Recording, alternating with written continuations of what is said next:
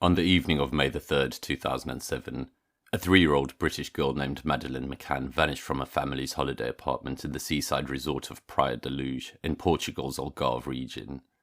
Her disappearance would go on to become one of the most high-profile missing person cases in modern history, an investigation spanning over 17 years, involving multiple countries, hundreds of reported sightings, millions in public donations, and countless hours of media coverage. At the centre of it all were Kate and Gerry McCann, 2 British doctors from Leicestershire who had travelled to Portugal with their 3 children, Madeleine and her younger twin siblings, for a week-long holiday with friends.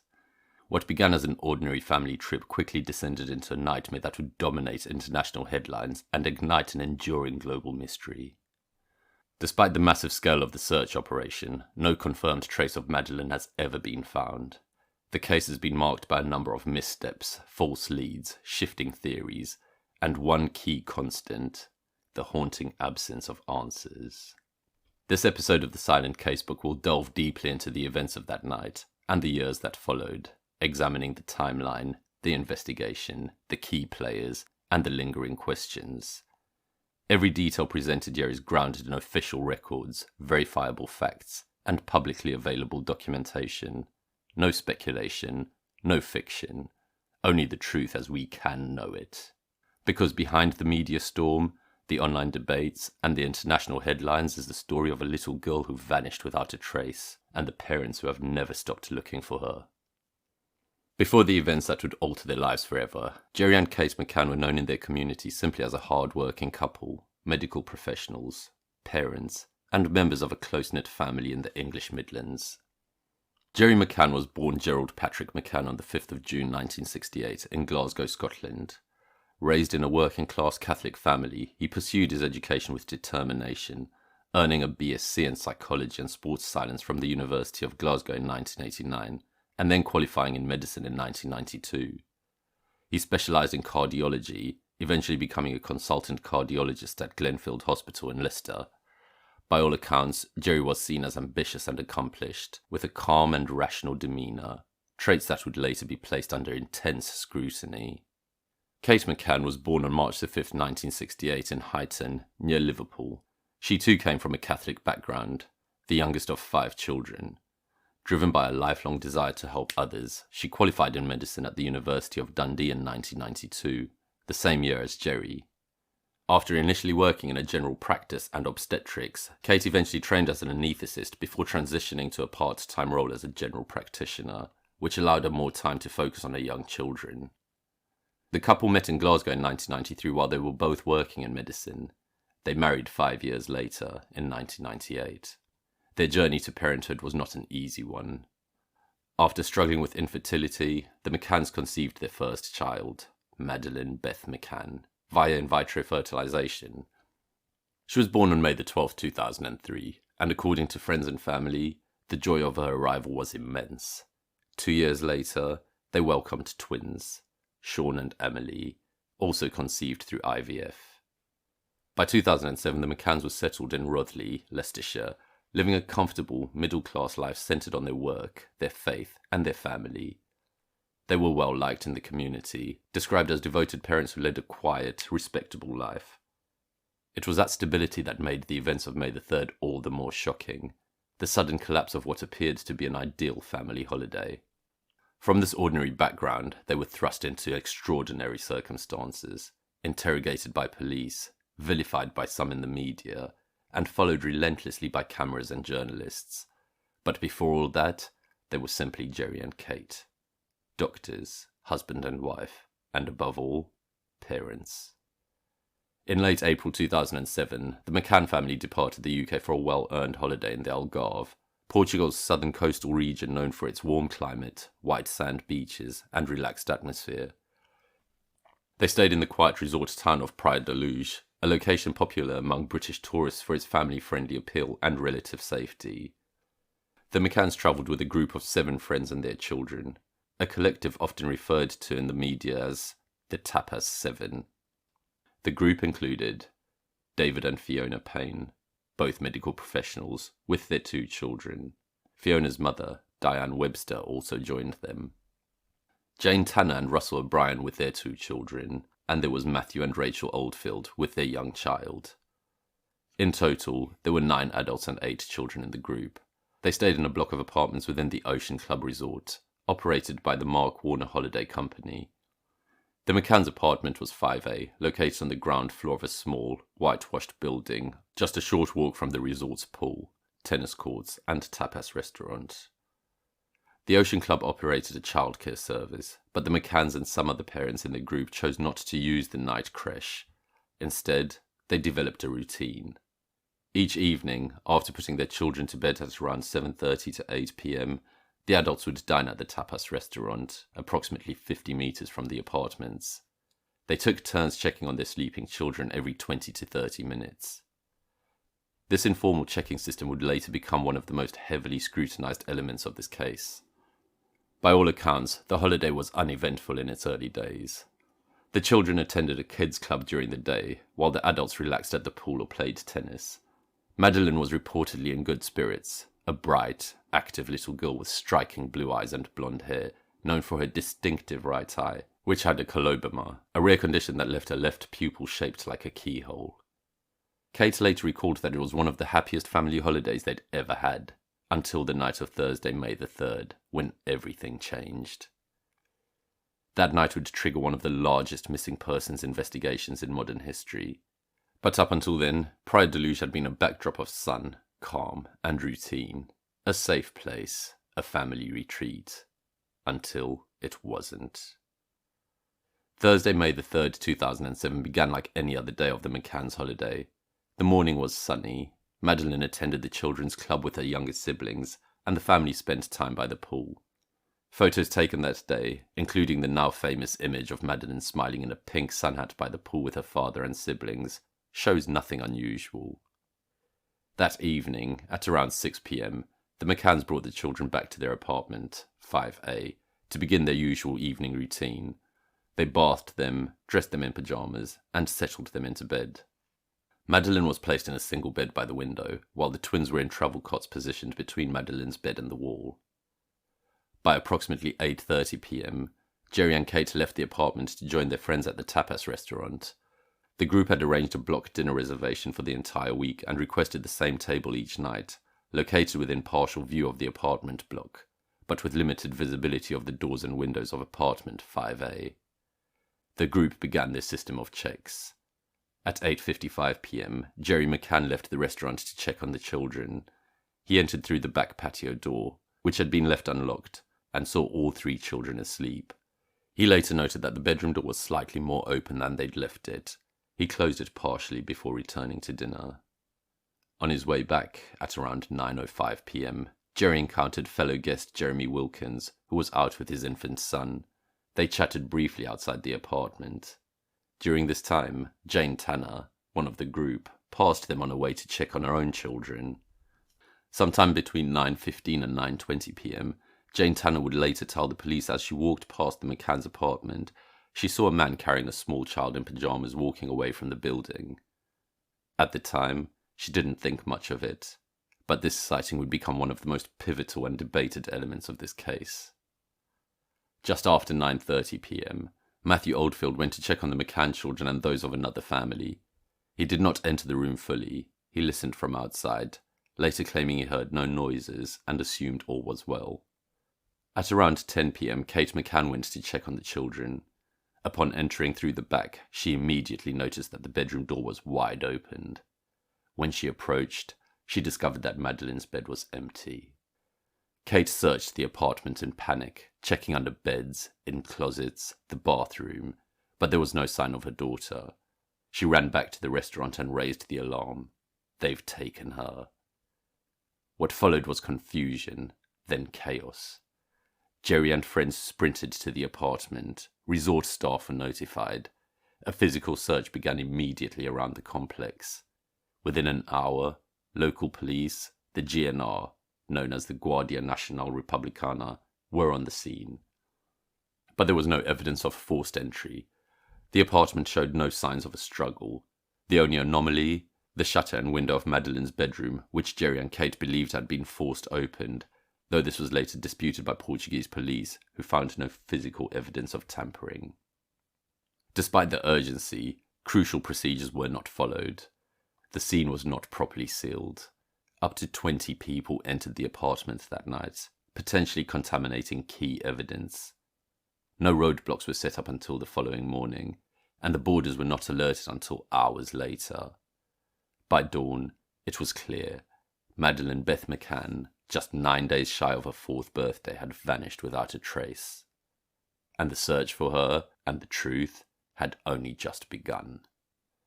In the hours following Madeleine McCann's disappearance, the Portuguese police, the GNR, took charge of the first response. However, as the hours turned into days, the handling of the case would draw criticism from both local and international observers. What began as a missing child report soon revealed deep shortcomings in the investigative process. When the GNR arrived shortly after 10:30 p.m. on May the 3rd, their initial response was limited. Officers conducted a basic search of the resort, checked surrounding properties, and took informal statements. According to later reports, no proper forensic protection of the crime scene was enforced. Guests and resort staff were allowed to move freely in and out of apartment 5A, disturbing potential evidence. It wasn't until early morning on May the 4th that the Polícia Judiciária, Portugal's criminal investigation police, took over. Led by Inspector Gonçalo Amaral, the PJ began an informal inquiry. However, several crucial investigative steps had already been missed. No immediate borders or airport alerts were issued that night. Portugal shares an open border with Spain, and within hours, a potential abductor could have left the country without restriction. The forensic examination of the apartment was delayed, and when it did occur, it was limited in scope. Not all areas were properly dusted for fingerprints, and some surfaces were cleaned by resort staff before being analysed. No house-to-house search or vehicle checkpoints were conducted that night. Witnesses who may have seen something significant were not interviewed until days later. The McCanns, distraught and increasingly frustrated, began their own efforts to raise awareness. By May the 5th, they had contacted media outlets and begun distributing a now iconic photo of Madeleine, a close-up of her face, clearly showing her distinctive right eye. The family believed this would make her easier to identify. As media attention grew, British police began to assist. A team of 3 family liaison officers from Leicestershire Constabulary flew to Portugal. Though they had no jurisdiction, their presence marked the start of a long and often complex collaboration between British and Portuguese authorities. Meanwhile, the Tapas 7, the McCann's friends who had dined with them that evening, all gave statements to the police. Their accounts were consistent in broad terms, but had minor discrepancies regarding timings and who checked on which children at what times. These inconsistencies, though relatively minor at the time, would later become the subject of intense media and investigative scrutiny. On May the 15th, 2007, just 12 days after the disappearance, Portuguese police released their first public sketch based on Jane Tanner's sighting of a man carrying a child at around 9:15 p.m. However, the image was vague, and its release was delayed. In hindsight, this delay may have hindered the ability to identify or eliminate potential suspects early. The McCanns remained in Praia da Luz, cooperating with the police and launching what would become an unprecedented private campaign. But within weeks, tensions began to grow between the family and Portuguese authorities. The McCanns were unhappy with the pace and approach of the investigation. The PJ, in turn, began to question whether the parents were telling the full story. By the end of May 2007, there were no suspects, no clear leads, and no confirmed sightings. But the world was watching. Within days of Madeleine McCann's disappearance, the case had captured global attention. What began as a local missing persons investigation quickly evolved into an international media phenomenon, unprecedented in scale, intensity, and controversy. On May the 4th, 2007, just one day after Madeleine went missing, the British media began extensive coverage. Sky News, BBC, ITV, and major newspapers sent reporters to Praia da Luz almost immediately. The story resonated strongly with the British public. A young, photogenic child missing abroad, middle-class parents who seemed relatable, a seemingly safe environment shattered by an unimaginable crime. The McCanns understood the importance of media early on. Friends and family helped them establish a high-profile public campaign, using Madeleine's distinctive eye defect as a key identifier in posters and appeals. Within a week, Madeleine's face was everywhere. Newspapers, television screens, billboards, and later even at major sporting events and public spaces across Europe. Key developments in the public campaign included a development on May 12, 2007, Madeleine's 4th birthday, which passed without her. The McCanns released a poignant video appeal. On May 30th, 2007, Gerry and Kate McCann travelled to the Vatican, where they were granted a private audience with Pope Benedict, who blessed a photograph of Madeleine. This visit solidified global sympathy and elevated the case to religious and humanitarian significance. A dedicated Find Madeleine fund was established, raising millions of pounds. The fund financed private investigations, legal assistance, and campaign materials. Celebrity involvement surged. Public figures including David Beckham, J.K. Rowling, Sir Richard Branson, and others issued appeals or contributed financially. Posters and wristbands promoting awareness were distributed worldwide. Despite the good intentions, the unprecedented media attention came at a cost. Sensational headlines, rampant speculation, and misinformation began to proliferate.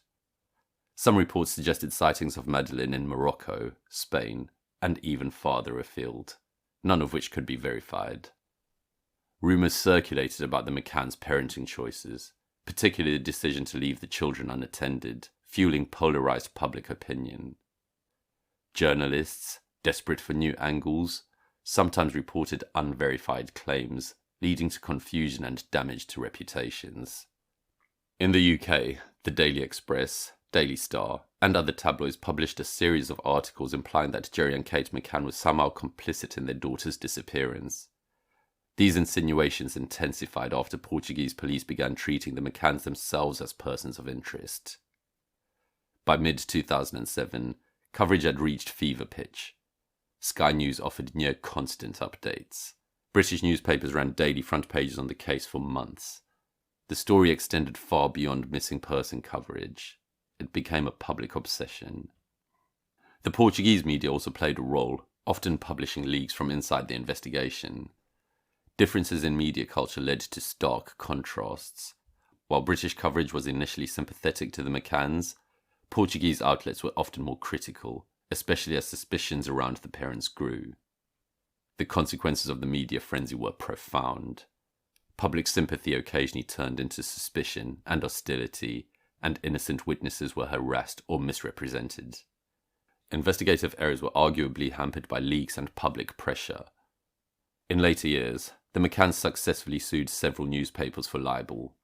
Notably, in March 2008, Express newspapers issued a front-page apology and paid a reported £550,000 in damages to the McCanns, money that was added to the Find Madeleine fund.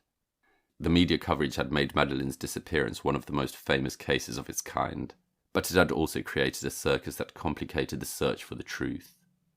As the summer of 2007 wore on with no confirmed sightings of Madeleine and no new leads, the focus of the Portuguese police investigation began to shift toward Gerry and Kate McCann themselves. And by July 2007, tensions between the McCanns and the PJ had notably worsened.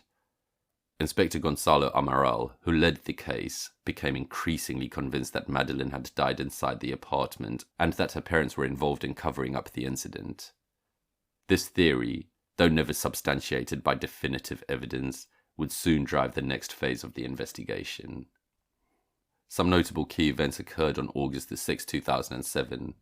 British sniffer dogs, specially trained to detect blood and human cadavers, were brought to Portugal. 2 dogs, one trained to detect cadaver scent and another trained to detect blood, were used to search apartment 5A, the McCann's rental car, and other associated properties.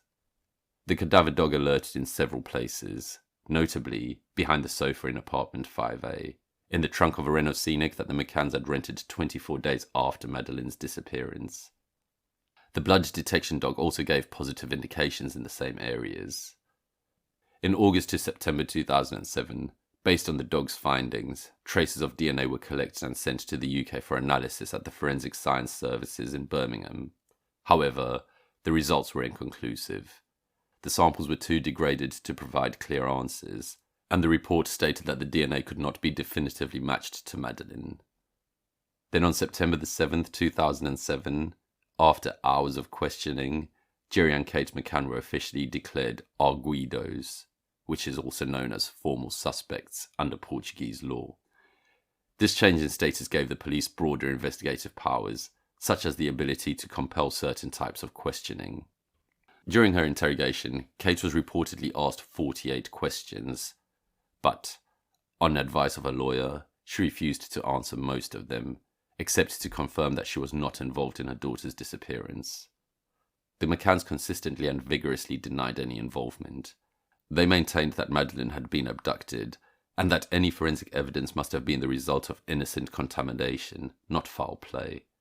For example, rental cars often pick up residual DNA from passengers and luggage, and the apartment had been visited by dozens of people after Madeleine's disappearance. The Portuguese public and media, already critical of the McCanns for leaving their children unattended, became increasingly suspicious. Some British outlets followed suit, publishing sensational stories suggesting that the parents had accidentally killed Madeleine and staged a kidnapping. The McCanns were subjected to extraordinary scrutiny. Every aspect of their behaviour was analysed. Questions were asked, such as, why were they so composed in public? Why did they hire media advisors and legal teams? Why did Kate refuse to answer questions? For some, their actions were seen as those of innocent parents fighting for their daughter. For others, they seemed defensive or overly controlled. Then on September the 9th, 2007, just 2 days after being declared arguidos, the McCanns returned to the United Kingdom with their 2 remaining children. Their departure was controversial. Some critics accused them of fleeing, although in reality, their arguido status did not prohibit them from leaving, and they had cooperated with the police up to that point. Subsequent developments included that in July 2008, after a lengthy review by the Portuguese Attorney General, the case against Jerry and Kate McCann was officially closed due to a lack of evidence.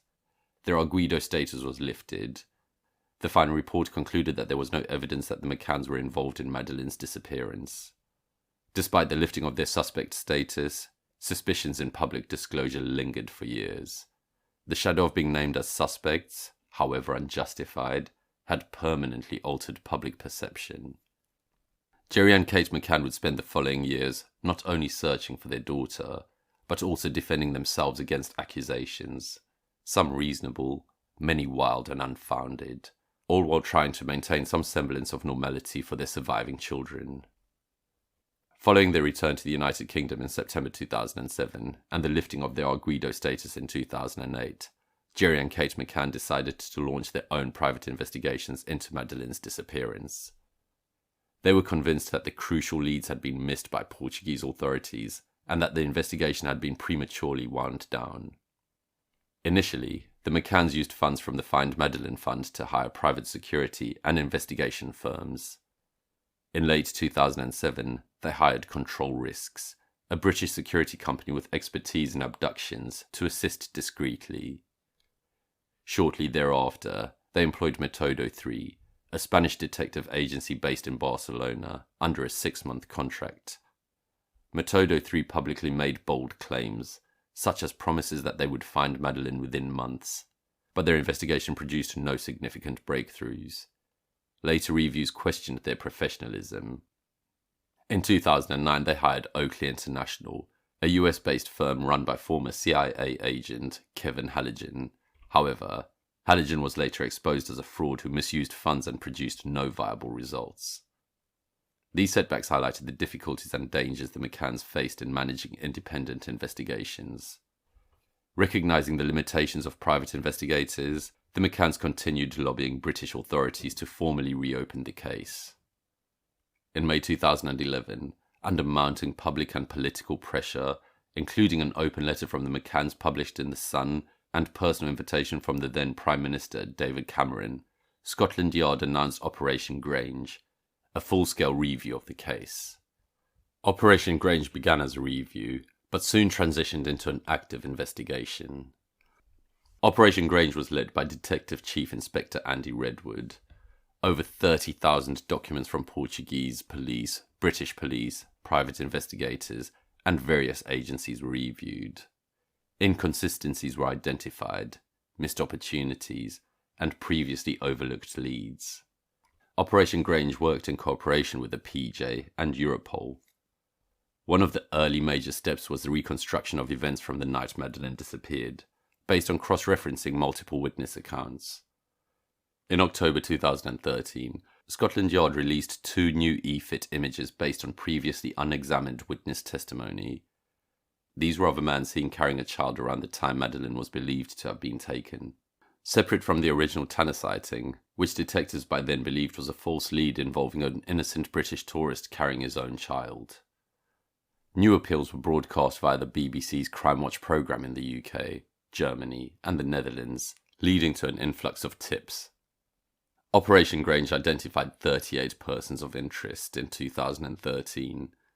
The focus shifted towards the possibility of a planned abduction by a criminal network, potentially linked to burglaries that had occurred in the area around the time Madeleine had disappeared. In 2014, searches were conducted around Praia da Luz, including digging in scrubland. No evidence linked to Madeleine McCann was ever found. Operation Grange later narrowed its focus to one suspect, a German national. Operation Grange initially received £5 million in funding and has been periodically renewed. As of 2024, the investigation has cost approximately £13 million in total. Each time funding was due to expire, the McCanns appealed publicly, and the Home Office approved continued limited funding to pursue the final lines of inquiry. Although Operation Grange has not found Madeleine, it produced one of the strongest leads yet, involving a previously convicted sex offender, which we will detail in the next chapter. The creation of Operation Grange restored some faith that the search for Madeleine was being conducted seriously, based on facts rather than assumptions. Yet, after years of renewed investigations, the key questions remained unanswered. Throughout the investigation into Madeleine McCann's disappearance, several individuals have been identified as persons of interest, but none more prominently than Christian Bruckner, a convicted German sex offender. Other persons of interest included Robert Murat, who was one of the first major suspects. A British-Portuguese property consultant living near the Ocean Club, Murat volunteered to assist police as a translator. His unusual behaviour and proximity to the scene raised suspicions. On May 14, 2007, Murat was declared an arguido, a formal suspect, by the Portuguese police. However, no evidence ever directly linked him to Madeleine's disappearance. In July 2008, Murat was cleared of all suspicion and later successfully sued several British media outlets for libel. Sergei Malinka, a Russian-born web designer with ties to Murat, was also briefly questioned. Again, no evidence connecting him to the case was found. Various reports of child predators operating in the Algarve at the time led to investigations into numerous unnamed individuals, but none produced definitive leads. In June 2020, German prosecutors made a stunning announcement. They had a new suspect whom they believed was responsible for Madeleine's abduction and murder, Christian Bruckner. But who is Christian Bruckner?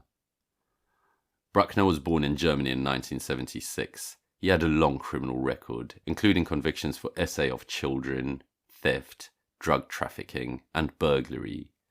He lived in the Algarve between 1995 and 2007, often in the Praia da Luz area. He lived out of campervans and ramshackle properties, sometimes working odd jobs to fund a transient lifestyle. Crucially, phone records placed Bruckner near the Ocean Club on the night of Madeleine's disappearance. A mobile phone call was traced to a location very close to the McCann's apartment around 9 p.m. on May 3, 2007, the critical timeframe when Madeleine is believed to have been taken. German authorities stated that they had concrete evidence that Madeleine was dead, although they have not made that evidence public. Investigators identified a campervan and Jaguar car associated with Bruckner at the time, appealing for information about sightings.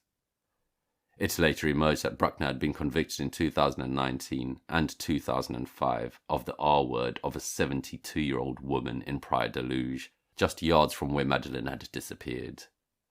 This conviction strengthened suspicions about his involvement in other violent crimes in the region. But Christian Bruckner has consistently denied involvement in Madeleine's disappearance. Through his lawyer, he stated that he had no connection to the crime. As of 2024, Bruckner is serving a prison sentence in Germany for unrelated offences, including the R-word and child SA charges involving separate victims. German prosecutor Hans Christian Wolters announced that they were treating the Madeleine McCann case as a murder investigation, not simply a missing person case. Wolters emphasised that while they were confident of Bruckner's involvement, the case remained circumstantial without a definitive forensic link to Madeleine. In May 2023, police carried out a new search at the Arade Dam reservoir in Portugal, about 50 kilometres from Praia da Luz. Bruckner was known to frequent this area.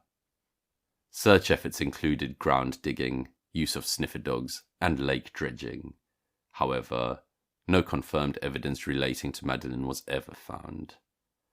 Despite these efforts, no charges have yet been filed against Christian Bruckner in connection to Madeleine McCann's disappearance. The investigation remains ongoing. Christian Bruckner remains the closest thing to a prime suspect that the case has ever seen. Yet, as of today, he has not been formally charged, and Madeleine's fate remains officially unresolved. Despite extensive investigations by both Portuguese and British authorities and private investigators, the disappearance of Madeleine McCann remained officially unsolved. Over the years, numerous theories have been proposed, some more credible than others. In this chapter, we examine the major unresolved questions and the most widely discussed theories, all grounded in verifiable evidence and public records. The first theory is the abduction theory. This was the primary focus of investigators. The central theory remains that Madeleine was abducted from apartment 5A while her parents dined at the tapas restaurant. Supporting evidence suggested that the apartment showed no signs of a struggle, suggesting a stealthy removal. Witness Jane Tanner reported seeing a man carrying a child at around 9:15 p.m. near the McCann's apartment. Burglaries had also increased in the Praia da Luz area around the time of Madeleine's disappearance. Interestingly, Christian Bruckner's presence in the area and criminal background strongly support the abduction theory, but questions still remain. How was the abduction carried out without anyone noticing, and why was Madeleine targeted over the other children? Another theory is the botched burglary theory. Another line of inquiry suggests that Madeleine may have disturbed a burglar who, in panic, abducted or harmed her. Supporting evidence for this theory includes Operation Grange's mid-investigation shift towards investigating burglaries in the area, reports of unusual break-ins at nearby apartments in the days leading up to May 3, 2007. Still, questions remain. Why would a burglar abduct a child instead of fleeing? No physical evidence, such as DNA from burglars, has been found. Another theory is the parental involvement theory, which has been dismissed by official investigations. This theory proposes that Madeleine died in the apartment, possibly from an accident, and that the McCanns covered it up. The theory gained traction after the cadaver dog alerts in apartment 5A and the McCanns' rental car. Kate McCann's refusal to answer 48 police questions fueled suspicion in the media. Counterpoints included forensic evidence from the apartment and car was inconclusive and did not definitively point to Madeleine. The final 2008 Portuguese Attorney General's report found no evidence of McCann's involvement. British and Portuguese authorities no longer considered the McCanns as suspects. So the remaining questions asked are: could contamination explain the dog's alerts, or was the investigation too quick to dismiss this theory? Another theory was the stranger abduction for child trafficking. Some investigators considered the possibility that Madeleine was abducted by an organized network involved in child trafficking. Supporting evidence for this theory include Portugal's proximity to major trafficking routes, reports of men behaving suspiciously around the resort before the disappearance, witness statements about people collecting funds for a fake orphanage, Challenges to this theory are that there is no verifiable link between organised crime groups and Madeleine's disappearance has been established, and importantly, no ransom demand was ever made. Over the years, there have been over 8,000 reported sightings of Madeleine across dozens of countries, from Morocco to Belgium to Australia. All verified sightings have ultimately been ruled out. Some notable examples include a girl seen with a blonde child in Marrakesh in Morocco in May 2007. Then there was a sighting in Brussels of a girl matching Madeleine's description. None of these sightings led to the discovery of Madeleine or any concrete leads. One of the most consistent criticisms of the case is the handling of the initial investigation. Some notable key errors include the fact that the crime scene at apartment 5A was not properly sealed. There were delays in issuing border alerts and roadblocks. Witness interviews were not conducted systematically, and potential suspects were not pursued aggressively. The impact of this was that critical forensic opportunities were lost. Witness memories faded or became inconsistent. Early missteps may have allowed the real perpetrator to escape. In 2020, German authorities announced they had concrete evidence that Madeleine was dead and that Christian Bruckner was responsible. However, as we mentioned before, this evidence has not been made public, and that raises questions about its nature and strength. So is it forensic evidence, a confession, eyewitness testimony? As of 2024, no formal charges related to Madeleine's disappearance have been laid against Bruckner. In summary, despite thousands of pages of evidence, hundreds of interviews, and millions of pounds spent, no one has been charged in connection with Madeleine McCann's disappearance. Madeleine's whereabouts remain unknown. Her fate remains unconfirmed. There has been no body, no definitive evidence, and certainly no closure. What endures are haunting questions, unanswered prayers, and a mystery that continues to captivate and divide the world. 17 years have passed since Madeleine Beth McCann disappeared from her family holiday apartment in Praia da Luz. 17 years since a 3-year-old girl vanished into the night, without a sound, without a trace. And while much of the world has moved on, the investigation has not. The case remains open. The search for answers continues. Let's begin with Operation Grange.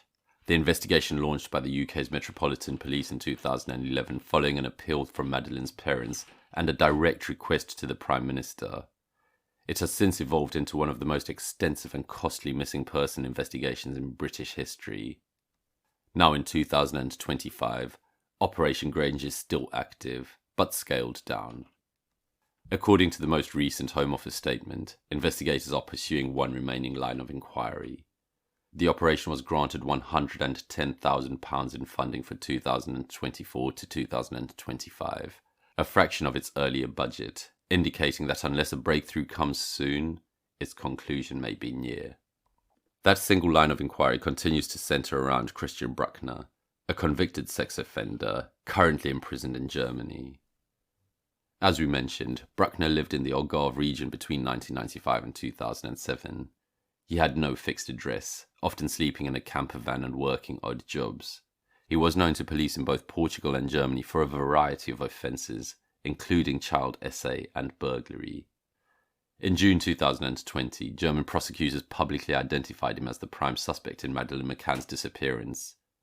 They confirmed that his mobile phone had connected to a cell tower near apartment 5A on the night of May 3rd, 2007, between 7:32 and 8:02 p.m, a crucial time frame in the investigation.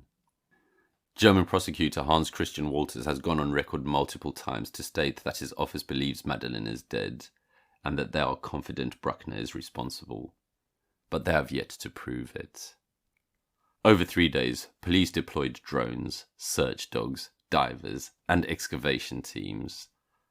Several items of interest were recovered and sent back to Germany for analysis. As of 2025, no conclusive link to Madeleine has been announced, and forensic results remain confidential. But that isn't the only new lead. As reported by the Evening Standard in May 2023, German prosecutors are also investigating digital evidence recovered from Bruckner's former property. In 2016, police in Germany discovered a cache of hard drives and USB sticks buried beneath a dead dog at one of Bruckner's properties. The devices allegedly contained child abuse material, a finding that contributed to his subsequent conviction on separate charges. Prosecutors are now meticulously reviewing the contents of these devices to determine whether any link exists to Madeleine McCann. To date, no images or files directly related to Madeleine have been publicly confirmed. However, the investigation into this digital evidence remains a critical part of the current inquiry. Bruckner is currently serving a prison sentence in Germany for the 2025 R-word of a 72-year-old woman in Praia da Luz. He has also been charged with 5 additional sexual offences, allegedly committed in Portugal between 2000 and 2017. Through his lawyer, he has consistently denied any involvement in Madeleine McCann's disappearance. Meanwhile, Jerry and Kate McCann continue their lives in the UK, raising their children and clinging to the hope that the answers will one day come. On May 12, 2024, they marked what would have been Madeleine's 21st birthday, releasing a quiet but powerful message. Madeleine is still missing, and still deeply missed. We await answers, however long that takes. They remain in contact with investigators and continue to manage the Find Madeleine campaign, advocating for vigilance, awareness, and support for all families of missing children. To this day, there is no body, no conclusive forensic evidence, no verified sightings of Madeleine since the night she disappeared. And the case endures not because of its complexity, but because of its silence. A silence that investigators, prosecutors, and one family refuse to accept as final. As of today, Madeleine McCann is still officially a missing person, and the search for truth, however long it takes, is still underway. The truth is out there, and so is hope. As of June 2025, the disappearance of Madeleine McCann continues to remain unsolved, but not forgotten. In a significant and unexpected development, German police have launched a new phase of physical searches in Portugal, reigniting public attention in what was previously believed to be a winding down of the case. Here's what we know. On June 2, 2025, German authorities, working in cooperation with Portuguese police and British liaison officers, began conducting fresh searches in the Algarve region. The renewed activity is taking place at undisclosed rural locations, believed to be areas previously frequented by Christian Bruckner, the German man long identified as the main suspect in the case. According to The Guardian, these areas are not the reservoir site, which was previously searched in 2023, indicating a new location of interest. German prosecutors have not specified the evidence that led to the search, but confirmed it is part of the active investigation into Madeleine McCann's disappearance. A police spokesperson stated, "This is a coordinated effort to follow up on specific leads. The operation is expected to last several days." This marks the first major operation since May 2023 and suggests that authorities have obtained new intelligence or material warranting physical exploration. And as of June 2025, Christian Bruckner remains the only publicly named suspect in the case and is still imprisoned in Germany for unrelated crimes. The new search raises hope that tangible progress may finally be within reach, but so far, no result or discoveries have been confirmed. In the UK, Operation Grange remains formally active, but on limited resources. The Metropolitan Police have not issued a comment on the June search, but are believed to be in liaison with German and Portuguese officials. Current Home Office funding is due to expire in September 2025. No statement has been made regarding future extensions. Jerry and Kate McCann have not yet released a public statement about the new search activity as of June 2, 2025. They continue to oversee the Find Madeleine campaign, which remains active online and in contact with law enforcement. In summary, new searches are underway in Portugal as of June 2025, in areas not previously examined. German police have not disclosed what prompted the search, but confirmed it is directly connected to the Madeleine McCann investigation. Meanwhile, Christian Bruckner remains officially uncharged in this investigation. The investigation is still active on all three fronts: Germany, Portugal, and the UK. But for now, the public waits, again, for news that might bring either resolution or closure. Sadly, Madeleine McCann's fate remains unknown. There's no verified evidence confirming whether she is alive or dead. There's no confirmed location. There's no definitive forensic link to any suspect, including Christian Brackner, presented in a court of law. The disappearance of Madeleine McCann remains a mystery, one marked by grief, global attention, investigative missteps, and enduring hope. Until there is undeniable proof, the case remains open, and Madeleine remains missing. The disappearance of Madeleine McCann is a haunting reminder of how, in a single moment, an ordinary life can be shattered. 17 years later, her story continues to demand our attention, not because of the media spectacle it became, but because behind every headline is a missing child, a devastated family, and a truth that remains just out of reach. If you have any verified information about Madeleine's disappearance, authorities urge you to come forward, because even the smallest detail could make the biggest difference. Thank you for joining us on this episode of the Silent Casebook. If you found value in this detailed investigation, please like, comment, share, and subscribe. Your support helps bring more untold and carefully researched stories to light.